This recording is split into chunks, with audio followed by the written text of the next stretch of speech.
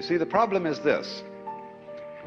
We identify in our experience a differentiation between what we do and what happens to us. We have a certain number of actions that we define as voluntary. We feel in control of those. And then over against that, there is all those things that are involuntary. But the dividing line between these two is very arbitrary. Because, for example, when you move your hand, you feel that you decide whether to open it or to close it. But then ask yourself, how do you decide? When you decide to open your hand, do you first decide to decide? You don't, do you? You just decide, and how do you do that? And if you don't know how you do it, is it voluntary or involuntary? Let's consider breathing. You can feel that you breathe deliberately. You can control your breath. But when you don't think about it, it goes on. Is it voluntary or involuntary?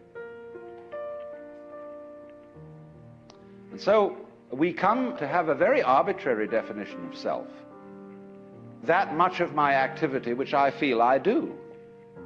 And that then doesn't include breathing most of the time. It doesn't include the heartbeats. It doesn't include the activity of the glands. It doesn't include digestion. It doesn't include how you shape your bones, circulate your blood. Do you or do you not do these things?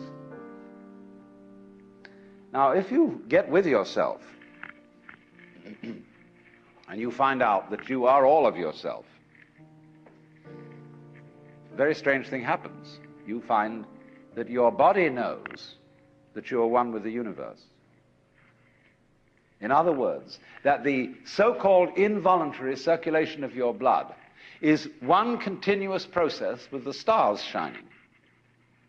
If you find out that it's you who circulates your blood, you will at the same moment find out that you are shining the sun.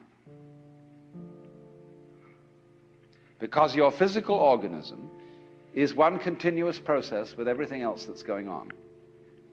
Just as the waves are continuous with the ocean, your body is continuous with the total energy system of the cosmos. And it's all you. Only you're playing the game that you're only this bit of it. But as I tried to explain, there are in physical reality no such things as separate events. So then, remember also when I tried to work towards a definition of omnipotence. Omnipotence is not knowing how everything is done, it's just doing it. You don't have to translate it into language.